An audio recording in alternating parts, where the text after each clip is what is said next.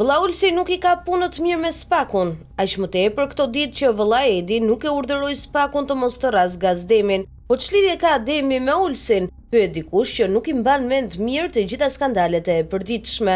Dosja e Demit është edhe dosja e Olsit. Kjo dyshe e ka një dosje prej 2 vite e 3 muajsh për 8 milion euro të rimbursuara nga qeveria e vëlla Edit për ca hekur dhe ca beton në fushën e klubit sportiv Partizani. Aso kohë Babloku bënte ç'të donte, se kishte edhe Spakun edhe Amerikën me vete, por sot cili doj që nuk justifikon pasurit, nuk është i qeshur në skenën e cirkut kinez, duke arnuar maskat e farsës së pambarimt në sakrificën e ekuilibrave të rinj ndërkombëtar, por para drejtësisë, e nuk i dihet as si nis arrestimi një peshku të madh, as si bitis fundosja një diktatori të tmerrshëm. Financimet e USAID dhe Soros për të mbrojtur ca idut të mëdhenj duke bërë kokaturku ca idut të vegjël, Amerika i ka hequr nga zhargoni diplomatik dhe praktik.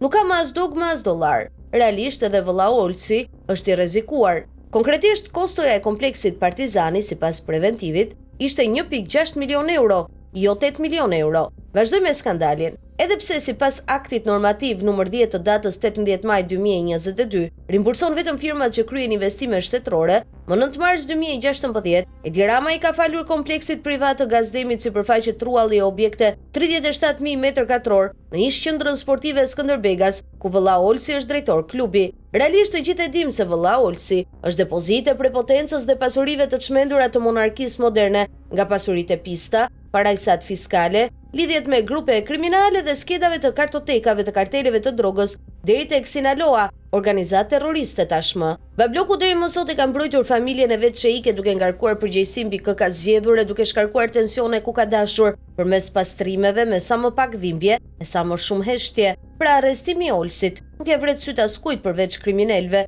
që ende ndrisin si hyje në galaktikën e errët të korrupsionit global. Kjo goditje në këtë vend që ende duket se drejtësia i ngjan një fabrike që përpunon fajsi dhe pafajsi të rreme, do të nxjerrte jashtë tregut monedhën 34 vjeçare, ku gjithçka blihet e shitet në tregun e kapitaleve të 4 klaneve mafioze, me çmime gjithmonë të leverdisshme për ata.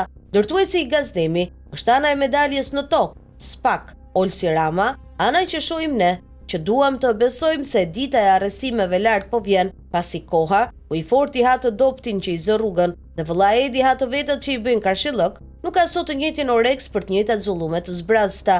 Jemi pra në stinën ku edhe pse estivojmë sintezën, po sikur vëlla Olsi të arrestohet para zgjedhjeve, ç'dodh me vëlla Edin, stimulojmë Spakun me mbështetjen e shtypit, që ende nuk ja ka shtypur gishtat gaveta e Bablokut që po rretullohet rreth burgut.